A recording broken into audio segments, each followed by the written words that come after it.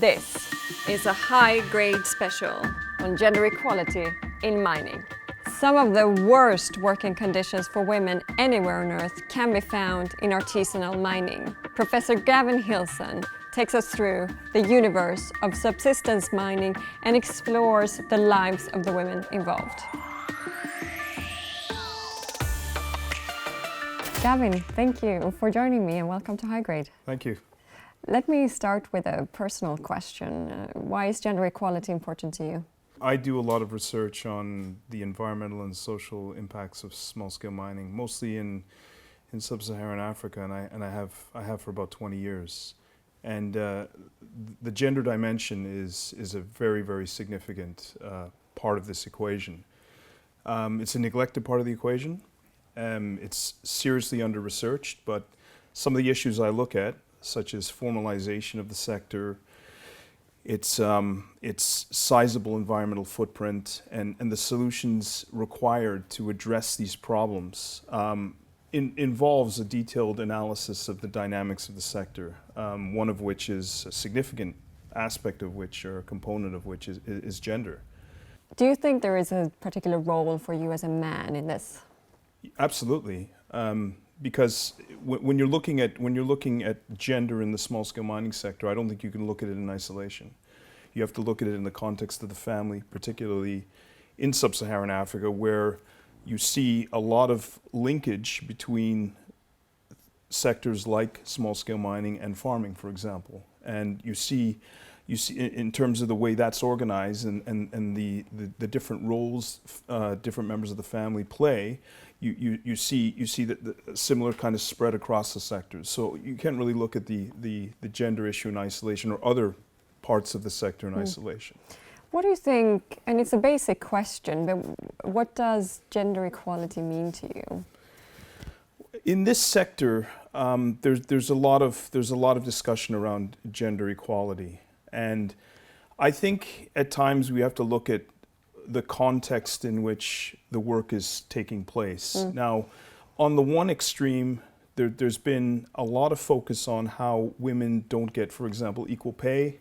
They're not able to ascend that sort of that labor hierarchy and occupy the top positions in the sector.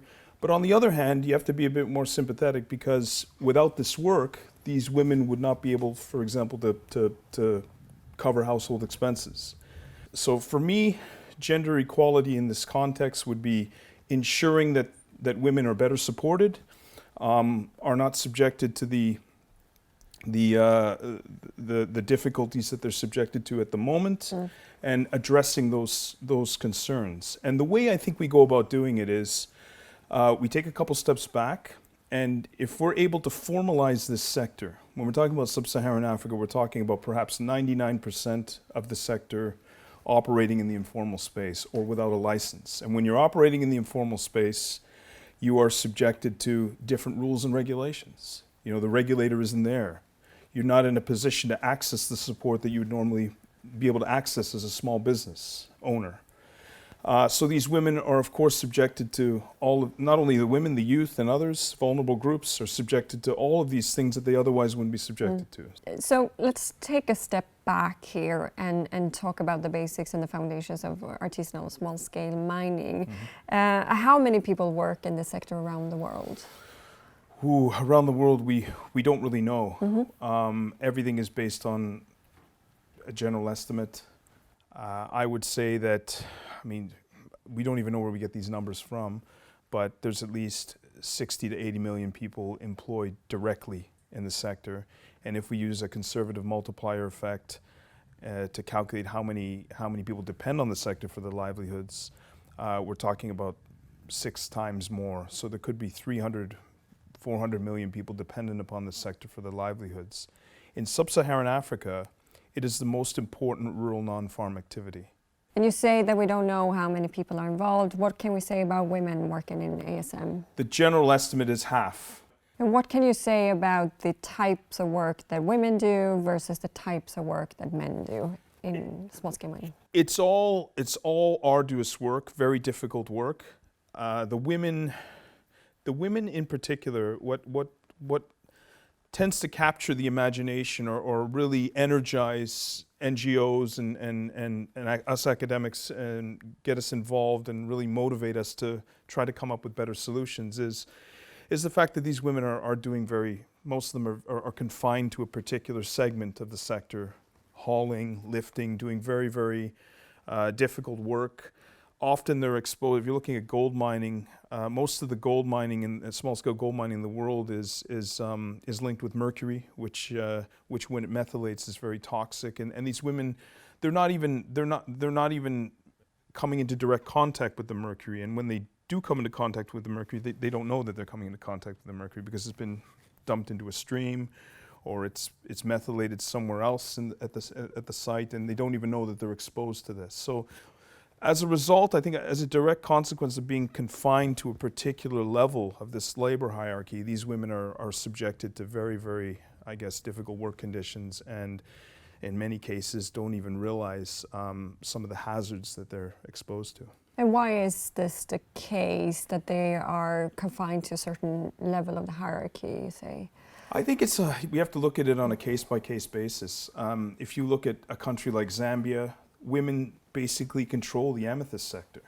Why is that? I don't know. Maybe men don't like semi-precious stones, they like precious stones. I don't know what the gender dimension is there. If you go to a country like Mali, which is very interesting at the moment because the World Bank has a big formalization project there under a bigger sort of mining sector reform project.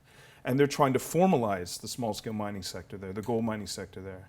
And the women control the small-scale gold mining sector there, and they're like, wait a minute, what are you trying to do here? You're trying to formalize. What does that mean? Oh, we want to give you guys licenses so you can come and pay tax to the government. And they're like, well, no, we're paying taxes to the local people, and we like it the way it is. And that's not going to change because they have such a powerful voice there when it comes to small-scale mining that that there's no way anyone can come in and change that system.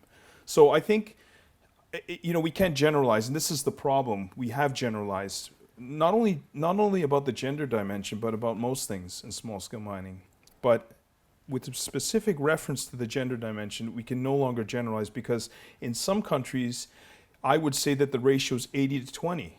In other countries, it's 30 to 70. So it varies on a country-by-country basis, and I think I would say, it's very, very strongly tied to the cultural dimension of the country in question. Yeah, and that leads me to my next question. When gender inequalities are entrenched in culture, it seems difficult and maybe even wrong for for outsiders to come in and try to force change. Can that be even harmful? It's very difficult. I mean, it's not only with gender. We look at child labor. There's this assumption policy is generally crafted or based on the assumption that child labor is a product of a decision made by the family. And the family sits down and says, okay, well, is it worth our while sending that child to school? Is it going to benefit us financially?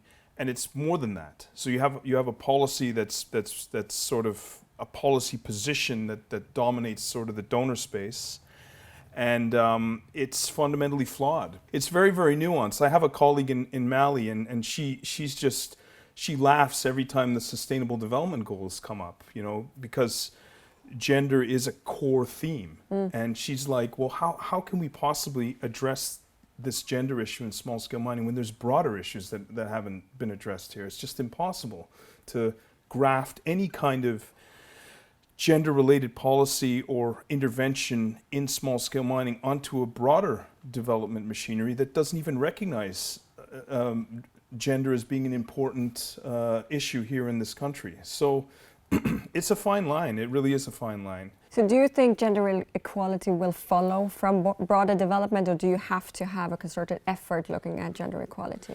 Well, when you're looking at this sector, I mean, the challenge we have in this sector, and I don't only really speak about this sector, is that it's not recognized anywhere. When we're talking about sustainable development, when we're talking about artisanal small-scale mining, I always say that this sector is the best case to explore anything developmental: child labor, gender, formalization, environment. So you have these broader interventions, or these broader policies, say in Africa, And you have the opportunity to sort of build this sector into these broader policies. And I think that's what the focus should be now. So let's focus then on possible approaches. How can you improve the gender conditions in ASM? Well, I mean, you've had issues that these development agencies, the World Bank, the UN, and the bilaterals have looked at for ages, like agriculture, like fishing, like forestry. We know that artisanal and small-scale mining is intimately connected to these sectors. We have a huge environment and sort of health focus in the Sustainable Development Goals. In small-scale mining specifically, we have the Minamata Convention, which is looking to eradicate mercury. And there's a real opportunity here, no pun intended, a golden opportunity to really build small-scale mining and specifically gender into these broader sort of issues that are already looking at gender. I always tell people that anytime you go and you talk about mining issues, whether it's in Africa, whether it's the UN, who's around the table? You have people from the Mine Ministry or the Geological Survey. Why? It's a development issue. We have to look at small-scale mining as a livelihoods issue. There should be someone from the Ministry of Gender around the table, someone from the Ministry of Youth, Ministry of Local Employment, Ministry of Agriculture. So the more we're able to sort of package this as an interdisciplinary issue that speaks to broader development themes, the more sustainable it will be. So whose responsibility is this? I would say it starts with the donors, because ultimately the donors are giving governments money to develop their mining sectors or to support their mining sectors, and there's sizable quantities of money coming in to support and assist with various problems related to artisanal and small-scale mining. Now, donors will often say that, look, you know, we're apolitical, we can't tell a government what to do, but at the end of the day, they're giving money to these governments, and there's conditions attached to these loans. You can't go get a loan from any bank or any lending institution whereby they give you money without any conditions attached to that money. You have to comply with a certain set of conditions. So I would say it starts with them, and you know, I don't see how difficult it would be to build in a requirement to ensure that, okay, the first stakeholder meeting or the first discussion we have, we require you to have not only the representatives from the Ministry of Mines or the Geological Survey around that table, we need you to have representation from all the ministries. We need to transition sort of away from focusing on it and looking at it as a mining issue and looking at it more as a livelihoods issue. And looking then at gender in ASM, what would you point to some of the progress that is currently being made? I would look at the Development Minerals Project as being...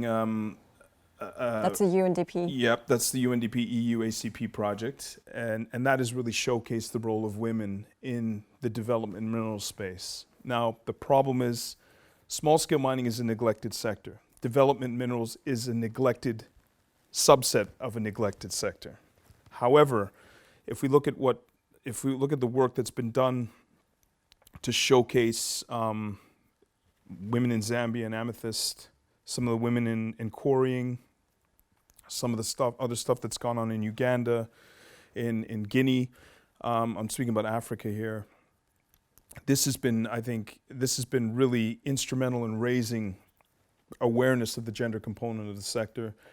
So there's been a lot of progress made, I think.